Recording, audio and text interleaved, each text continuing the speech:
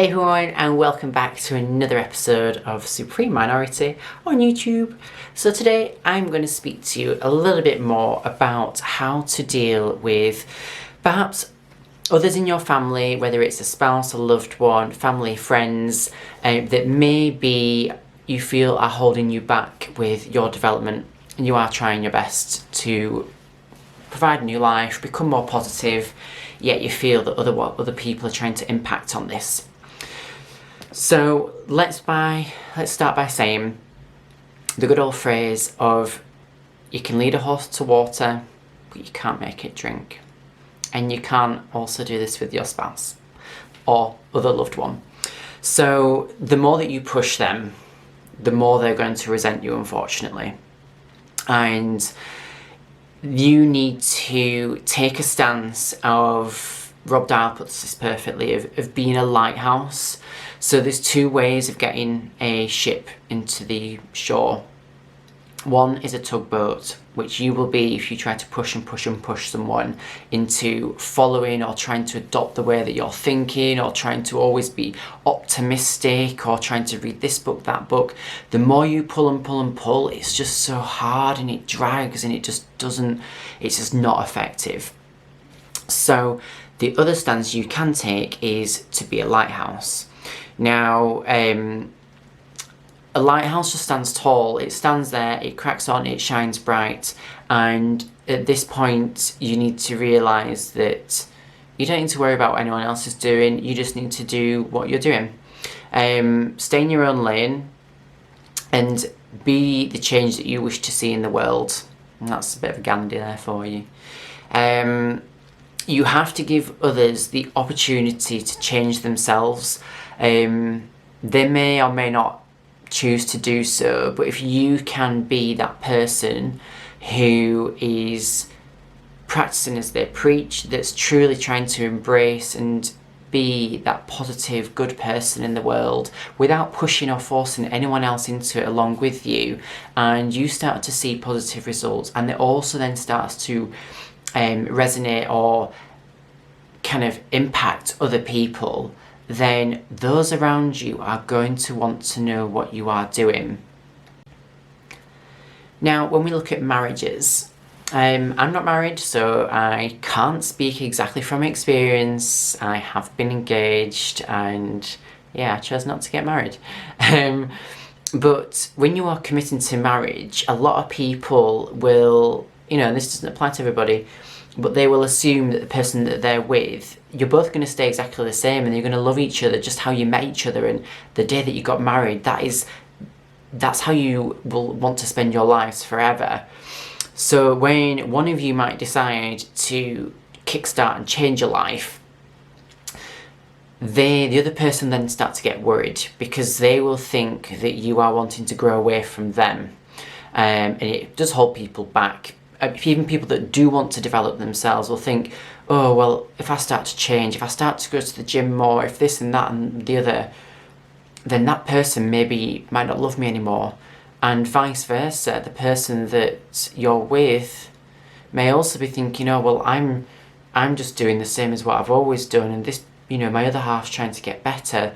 They're not going to love me anymore. I'm not also going to love the person that they're going to become, because they're trying to change. And this is completely the wrong way to think about it.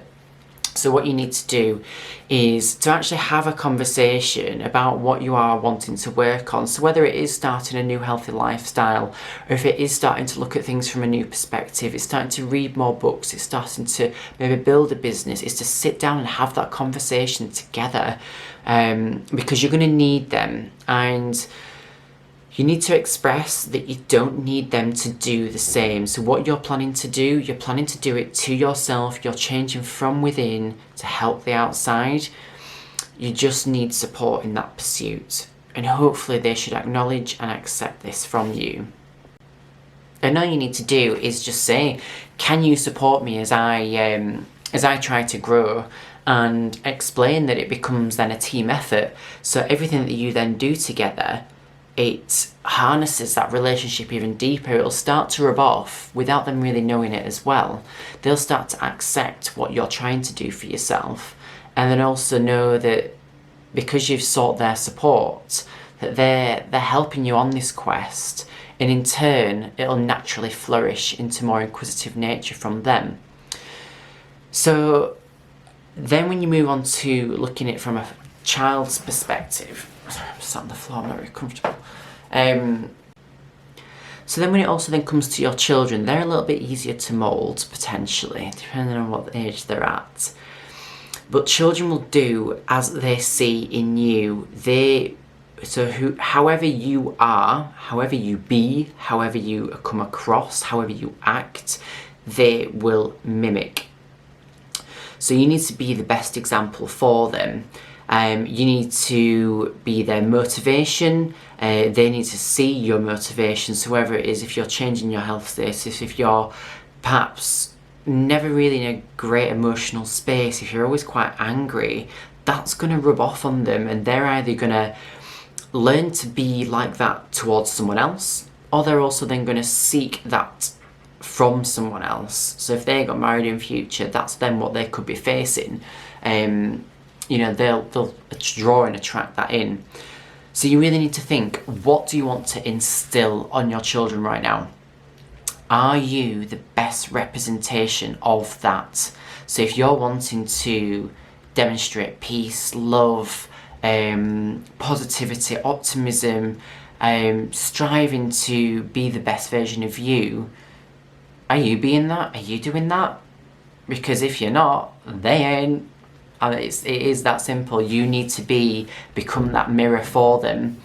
You need to be the lighthouse for everybody. So you need to work on yourself, get support and work together. And if you want your child to grow to be better than you, it starts with you, and you've got to become a better you first.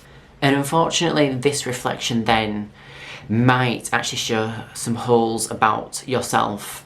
So this in turn, if you're wanting them to become a certain way, say like if they're five right now, and in 20 years time you want them to be better than what you've been, you want them to be a really loving, caring person that's got great emotional control, anger management is fantastic, then this all might start to point fingers at yourself. You will need to start noticing what it is you need to work on in order to make that work for them. You need to be able to reflect this onto your child. Your child's a sponge, and they will absorb the behaviours that you elicit to them. So whatever the traits are that you want them to grow up with, you need to start building yourself. So on a whole, don't force how you want to behave and become onto others. You need to be the lighthouse. You need to stand proud, stand tall, you work on you, get the support of everyone around you to adopt and embrace what it is that the quest is that you're on. And if they come, they come. If not, then you're still working on being the best you. And that's all you can do. You cannot force, especially your partner and loved ones, to embrace the same journey that you're on. You have to let them be guided by you, and hopefully they will embrace this new life. I hope that's been useful. I know it's only a short, sharp, sweet one today, but as we're all in quarantine and lockdown still, I know that a lot of people are having a little bit of a, not a relationship crisis, but things are starting to get tough. So hopefully this little bit of advice, keep working on you. That's all you can do. Don't push others to do what you're trying to seek. Have a fantastic day. Become your own supreme minority. Hit subscribe and the alert button for me, and I will keep you posted with new videos still to come. Thanks very much.